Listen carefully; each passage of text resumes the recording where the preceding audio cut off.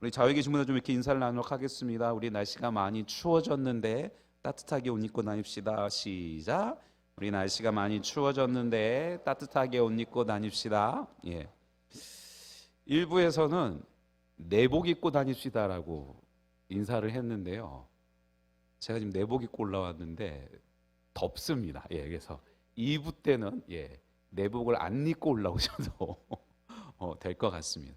좌우에 계신 분들과 좀 그렇게 한 번 더 그 인사하며 권면할까요? 우리 깨어 있으십시다. 시작. 우리 깨어 있으십시다. 아멘. 예. 오늘부터 시작되는 말씀을 이해하기 위해서는요, 지난주에 같이 나누었던 무화과 나무의 비유를 상기해야 합니다. 주님께서 경고하시고 말씀하시던 그때, 그 시간, 그 심판, 주님의 임재는 반드시 이루어질 것이기 때문에 말씀을 붙들고 깨어 있으면서 하루하루의 삶에 최선을 다하는 삶이 우리에게 필요하다는 그 교훈을 다시 한번 마음에 새기면서 우리가 잘 알고 있다고 생각하는 열 처녀의 비유에 대해 생각해 보기를 원하는데요. 본문의 간단한 내용은 천국은 마치 신랑을 맞이하는 열 처녀와 같다라고 시작합니다. 이 열 처녀는 신부가 아니고요, 들러리, 결혼식의 들러리로 역할을 감당하는 처녀들인데요. 신랑이 늦게 오므로 그들이 기다리다가 다 졸았고, 한밤중에 신랑이 오자 슬기로운 다섯 처녀는 등을 켰는데 미련한 다섯 처녀는 기름이 모자라서 기름을 살아간 사이에 잔치집 문이 닫혔다라고 하는 겁니다. 그런 우리가 잘 알고 있는 열 처녀의 비유 속에서 우리가 생각해 볼 수 있는 몇 가지 점들은요, 신랑을 모두 맞으러 나간 열 처녀들입니다. 10명의 처녀 모두 신랑을 기다리는 사람들이었다라고 하는 겁니다. 신랑이 오고 있음을 알고 있었다라는 겁니다. 결국 신랑을 기다리는 예수 그리스도의 재림과 심판을 알고 기다리고 있는 우리가 저 열 처녀를 상징하는구나라고 하는 것들을 알 수 있는 것들입니다. 교회를 다니지 않고 예수님에 대해서 알지 못하는 사람들은 이 열 처녀조차에도 들지 못하게 되겠죠. 우리는 예수 그리스도를 영접한 우리 모두는요, 모두 똑같은 죄인이고 모두 한결같이 그리스도의 속죄를 필요로 하는 사람들이고, 우리는 아무런 차이가 없는 사람들이라는 겁니다.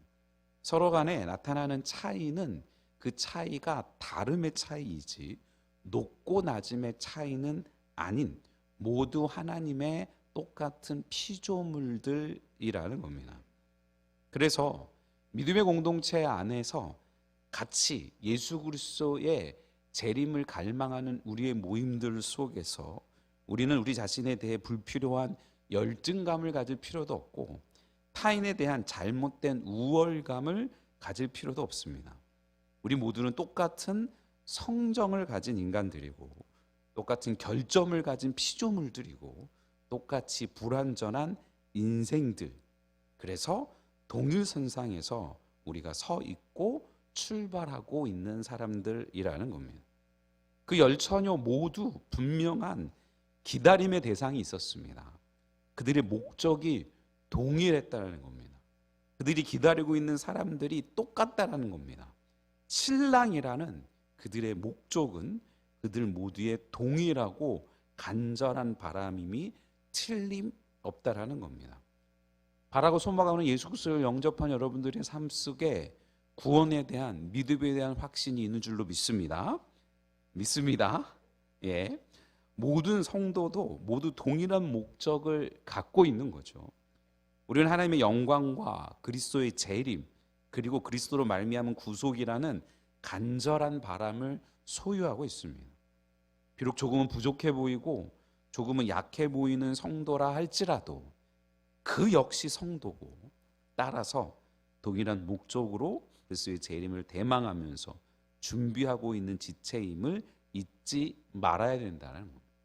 우리 눈에 보기에 누구는 좀 대단한 것 같고 누구는 좀 못한 것 같지만 예수 그리스도를 영접한 우리 모두는 예수 그리스도를 기다리고 있는 동일한 지체들이라는 거고요. 더군다나 그들 모두가 한 곳, 한 장소에 모여 있었다라는 겁니다. 모두 신랑을 만날 수 있는 목적을 이룰 수 있는 동일한 같은 장소에 모여 있었다라는 거죠. 우리도 모두 세상이라는 공통된 생활 터전을 가지고 있습니다. 환난과 고통의 밤이 있는 곳, 피로와 피곤으로 가득한 그곳을 우리는 우리 생활의 기반으로 살아가고 있습니다. 또 더 나아가 우리 모두는 교회라는 테두리 안에 있습니다. 신앙의 장소, 믿음의 장소, 이것을 우리는 모두의 터전으로, 믿음의 터전으로 알고 생활하고 있는 겁니다. 열처녀에 대한 비유를 생각하면서 자주 간과하는 것 중에 하나는 그들 모두 처음에는 등을 가지고 있었다는 겁니다. 물론 기름이 들어있는 등입니다. 그들에게 필요한 것은 그것밖에 없었기 때문입니다. 마찬가지로 우리는 모두 말씀이라는 공동의 소유물을 소유하고 있습니다. 우리는 모두 성령이라는 공동의 축복의 선물을 받은 자들입니다. 우리는 모두 기도와 찬송이라는 무기를 선물 받은 자들입니다. 주님이 이렇듯 똑같이 사랑하셨고 똑같이 보호하셨고 똑같이 인도하셨음을 인정하는 우리이기에 우리는 서로서로를 형제, 자매라고 부르고 있는 겁니다.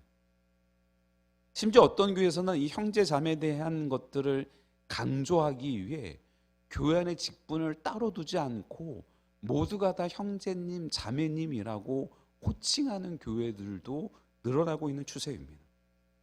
곁에 있는 이들과 우리가 별반 다름없는 한량없는 하나님의 사랑과 은혜를 받고 그 은혜에 감사해서 자신의 삶의 우선순위를 바꾸고 살아가는 하나님의 자녀라는 사실을 잊지 않는 우리 모두가 되기를 주님의 이름으로 축원드립니다. 축원드립니다. 그 중에서 꼭 한 가지 정말 잊지 말아야 되는, 놓치지 말아야 되는 공통분모 한 가지가 더 있습니다. 뭐냐면 신랑이 더디옴으로 다 졸며 잤다라고 하는 겁니다. 슬기로운 처녀들이 자지 않고 있다가 신랑을 맞이하는 게 아니라 슬기롭거나 미련한 자들 모두가 신랑이 더디옴으로 말미암아 다 졸며 잤다라고 하는 겁니다. 신랑이 올 줄도 알고 신랑이 오는 것도 알고 신랑을 맞으려고 했고 맞이하기 위해 등도 준비했던 그들이었을 뿐만 아니라 다 졸며 잤다라고 하는 겁니다. 그래서 우리는 잘 수 있다라는 걸 인정해야 되는 것들이죠. 다행히 아직 주무시는 분들은 안 계시는 것 같습니다. 설교 시간에 조는 것은 목사 잘못입니다. 설교하는 자들 잘못입니다. 성도가 무슨 잘못이 있겠습니까? 일부 때도 말씀을 드렸는데 예배 시간에 핸드폰을 하는 것도 어쩌면 목사 잘못일지도 모릅니다. 무슨 말인지 잘 몰라가지고 저게 무슨 소리지라고 검색해 볼 수 있지 않겠습니까? 하지만 다른 용도로, 다른 이유로 잠을 자거나 핸드폰을 들여다보고 있으면 그건 목사 잘못이 아닌 것처럼 오늘 신랑도 더디 온 게 신랑의 잘못이 아니라는 겁니다. 지난주부터 계속 강조했던 것처럼 신랑은 언제 온다고 이야기를 하지 않았습니다. 언제 어느 시에 온다고 이야기하지 않았다라는 겁니다. 그런데도 다 졸았다라고 하는 것처럼 우리 모두는 그렇게 실수하고 부족한 모습을 보일 수밖에 없는 존재들이라는 겁니다. 한번 주위를 둘러보십시오. 주위를 한번 둘러보시면 졸다가 깬 얼굴입니까? 핸드폰 하다가 막 숨기는 얼굴입니까? 그 모습 속에서 혹시 우리 모습이 보이진 않습니까? 하지만 그렇게 서로를 용납하되 수용하고 동조되어서는 안 된다는 겁니다. 그래, 다 부족하니 나도 부족한데 어떻게 저 사람의 부족함을 그렇게 지적할 수 있어? 다 품어야지 하는 건 당연히 우리가 해야 되는 일이지만, 저 사람이 부족하니 우리 모두 다 부족해지자. 저 사람이 잠을 자니 우리 모두 다 잠을 자자.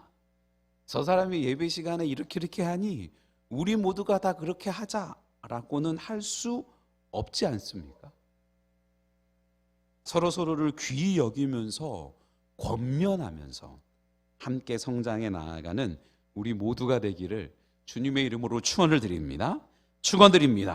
그런 그들이 두 부류로 나누게 되는데, 한밤중에 소리가 나되 보라, 신랑이로다, 맞으러 나오라 라고 하는 소리가 들릴 때입니다. 24장에서 계속 말씀하셨고, 지난주에 같이 나눈 무화과 나무의 비유의 내용과 같이 주님께서 말씀하신 대로 다시 재림하실 때에 두 부류로 나뉘어지게 된다라는 겁니다. 그 소리를 듣고 등을 준비하는 동안에 미련한 자들과 슬기로운 자들이 나뉘어지게 됩니다. 미련한 자들이 이제 불이 꺼져가는 것들을 보고 옆에 있는 슬기로운 자들을 향해 우리 등불이 꺼져가니 너희 기름을 좀 나눠달라 라고 이야기를 합니다. 그 전까지는 등만 가지고 기름을 가지지 않았던 미련한 자들이 어쩌면 오히려 더 슬기로운 채 섰을 것입니다. 등에 들어있는 기름 정도면 충분해. 그 정도면 돼. 넌 왜 괜히 그렇게 무겁게 기름을 담아 갖고 왔느냐? 효율적이지 못하다, 효과적이지 못하다라고 말입니다. 마치 우리가 잘 알고 있는 개미와 배짱이의 이야기처럼 말입니다. 그런데 막상 기름이 꺼져가니 슬기 있는 자들에게 기름을 나눠달라고 합니다.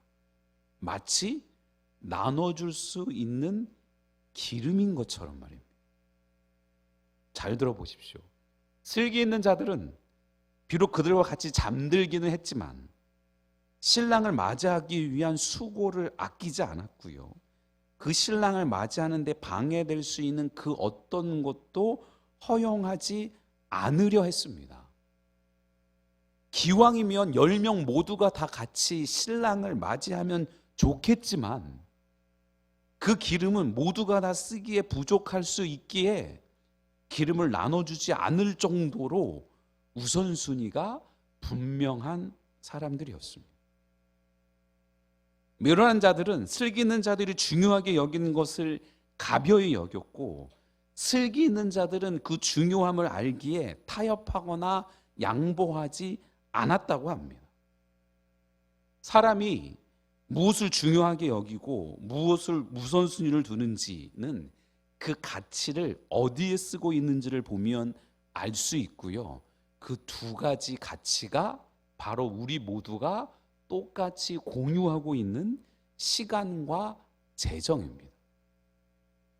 어떤 사람이 어디에 얼마나 많은 재정을 지출하고 어디에 얼마나 많은 시간을 쓰는 것을 보면 그 사람이 중요하게 여기는 것이 무엇인지를 알 수 있는 것과 같이 말입니다.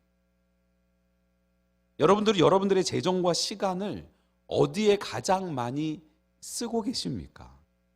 각자의 처지와 형편과 환경이 다를 수 있습니다. 재정적인 측면만을 보면 한국 가정의 가장 많은 부분들을 차지하고 있는 것이 자녀 교육비에 대한 부분들입니다. 가장 많은 가치가 있고 투자해야 되는 부분들이고 그것에 헌신할 수 있는 동의들이 되기 때문입니다. 하지만 그것들도요, 시간들이 지나서 자녀들이 다 성장해서 이제는 더 이상 교육시키지 않고 이제는 더 이상 자녀들에게 그렇게 투자하지 않아도 되는 사람들은 자녀들에게 투자하지 않으려고 합니다. 자신들을 위해 투자하고 자신의 미래와 노후를 위해 투자할 수밖에 없는 게 우리들의 모습이라는 겁니다. 각자의 처지와 형편이 다르지만 그 처지와 형편들 속에서 정말 무엇을 위해 우선순위를 두는지에 대한 것들은 점검해 봐야 되지 않겠습니까? 이 시기 때에 교회에서 가장 많이 들리는 이야기들 중에 하나가 내년에는 못합니다 라는 거죠. 내년에는 이래서 못하고, 내년에는 저래서 못하고, 내년에는 이 문제 때문에 못하고, 내년에는 저 문제 때문에 못합니다 라는 이야기입니다. 저는 그렇게 묻고 싶습니다. 여러분들이 그 문제 때문에 못하는 이유가 정말 하나님의 영광을 위해, 하나님의 기쁨을 위해, 하나님의 말씀을 위해 못하는 거라면 그거를 열심히 하십시오. 그 속에서 하나님의 나라와 하나님의 의가 확장될 수 있도록 온 힘을 다하십시오.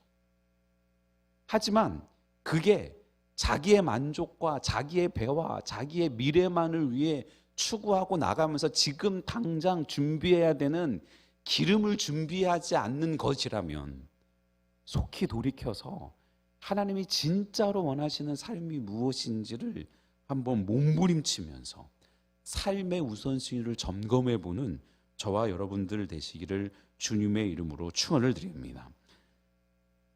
우선순위에 혹시 준비해야 되는 기름이 뒤로 밀려가고 있는 것은 아닌지 오해하지 마십시오. 교회에서 하는 일만 해야 기름을 준비한다라고 말하는 게 아닙니다. 내가 살아가는 모든 삶의 현장들 속에서 하나님의 말씀을 붙잡고 하나님의 나라를 확장하면서 주의 자녀로 살아갈 수 있는 그 기름을 준비하는 곳에 의심 없다면 열심히 그 일을 하라는 겁니다. 하지만 그게 아니라면 우선순위를 점검해 보아야 되지 않겠습니까? 한 가지 더 잊지 말아야 하는 것은 신랑을 맞이하기 위해서는 각자의 등과 기름을 준비해야 한다는 겁니다. 그 누구의 등불에 기대어 그 누구의 기름을 빌려서 신랑을 맞이할 수 없다는 겁니다. 신랑을 맞이하기 위해서는 예수 그리스도를 개인적으로 영접해야 되고 확신 있는 삶을 살아야 되고 그것에 맞는 삶이 증거돼야 함을 잊지 않고 누군가를 의지하는 신앙생활이 아니라 하나님 앞에서 각자 치열하게 몸부림치며 살아가는 우리 모두가 되기를 주님의 이름으로 축원을 드립니다. 축원드립니다. 그런 이후에 결국 신랑이 오고 슬기로운 5 처녀와 신랑이 안으로 들어간 후에 문이 닫히고 미련한 처녀들이 기름을 갖고 다시 왔다고 합니다. 목사님들끼리 농담처럼 하는 이야기가 있습니다. 우리 주님이 언제 오실는지는 아무도 알 수 없지만 성경의 근거에서 생각해 보면 하나님이 우리 예수님을 보내시는 시간이 이 시간은 아닐 수 있겠다라는 확신할 수 있는 시간은 있다라는 겁니다. 모두가 다 알고 모두가 다 기대하는 시간을 피해서 오신다면 이 시간에는 오지 않겠지라고 할 수 있다는 거고 그 시간이 주일날 11시 10분부터 30분 사이에는 오시지 않을 거라는 겁니다. 한국교회 모든 교회에서 예배드리는 11시. 근데 왜 10분이냐? 10분 늦는 사람들이 있습니다. 그들이 기대하고 올 수 있는. 아니 예배 시간은 12시인데 왜 11시 30분이냐?